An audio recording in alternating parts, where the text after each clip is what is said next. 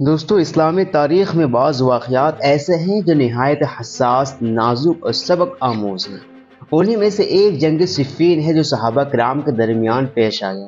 مگر دوستو یہ یاد رکھنا ضروری ہے کہ یہ جنگ نہ ہی کفر اسلام یا حق اور نہ ہی حق و باطل کے درمیان والی جنگ بلکہ اجتہادی اختلاف کا نتیجہ تھی۔ یہ بات ہے 35 ہجری کی جب خلیفہ ثالث حضرت عثمان بن عفان کی مظلومانہ شہادت ہوئی۔ یہ واقعہ امت مسلمہ کے لیے ایک بہت ہی بڑا صدمہ تھا۔ حضرت عثمان کی شہادت کے بعد حالات بے حد خراب ہو چکے تھے۔ بغاوت کرنے والے مختلف شہروں میں بکھر چکے تھے اور نظم و نسق بہت ہی زیادہ کمزور ہو چکا۔ اسی ماحول میں حضرت علی کو خلافت سونپی گئی۔ حضرت امیر معاویہ اس وقت شام کے گورنر تھے اور حضرت عثمان بن عفان کے قریبی رشتہ دار۔ حضرت امیر معاویہ کا کہنا یہ تھا کہ سب سے پہلے حضرت عثمان بن عفان کے قاتلوں کو سزا دیا جائے، اس کے بعد بیعت ہوگی۔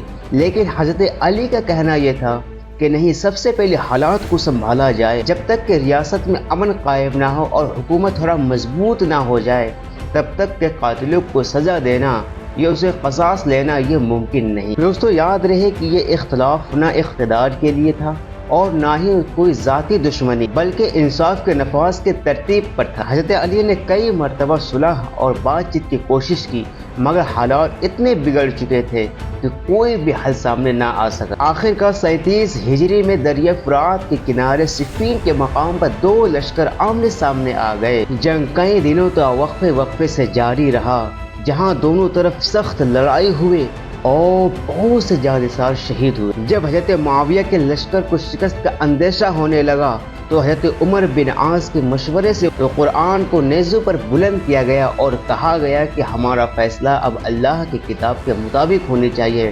حضرت علی نے ابتدا میں فرمایا کہ یہ ایک جنگی چال ہے، لیکن حضرت علی کے لشکر میں سے بعض افراد نے جنگ کرنے سے انکار کر دیا تو حضرت علی کو بھی تحکیم پر راضی ہونا پڑا۔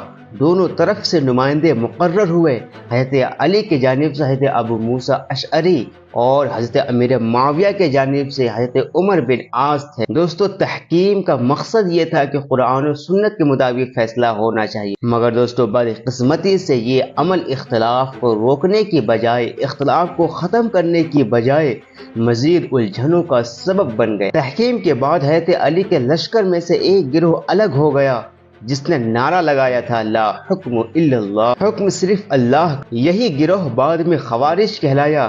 حضرت علی کو بھی غلط کہا، حضرت امیر معاویہ کو بھی غلط کہا اور عام مسلمان کو بھی اس نے کافر کہنا شروع کر دیا۔ دوستو سب سے بڑی بات اب یہ ہے کہ خوارج ہی میں سے ایک شخص عبد الرحمن بن ملجم نام کے شخص نے 40 ہجری کو حضرت علی کو بھی شہید کر دیا۔ حضرت علی کی شہادت کے بعد حضرت حسن نے خلافت چھوڑ دی اور یوں امت کو مزید خونریزی سے بچا۔ دوستو اہل سنت کے مطابق حضرت علی حق کے زیادہ قریب تھے اور حضرت امیر معاویہ نے اجتہاد کیا۔ دونوں صحابی ہیں اور دونوں قابل احترام ہیں۔ کسی صحابی کی توہین یا تنقید جائز نہیں۔ یہ سب معاملات اجتہاد پر مبنی ہے، اس لیے ہم سب کو اس بارے میں خاموشی اور ادب اختیار کرنا چاہیے۔ دوستو جنگ صفین ہمیں سکھاتی ہے کہ اختلاف کو فساد بننے سے روکنا چاہیے۔ صحابہ کرام کا احترام ہمارے ایمان کا حصہ ہے۔ تاریخ کو جذبات کے بجائے تحقیق سے سمجھنا چاہیے۔ یہ جنگ کسی کی جیت یا ہار کی جنگ نہیں تھی بلکہ امت مسلمہ کا سب سے بڑا امتحان۔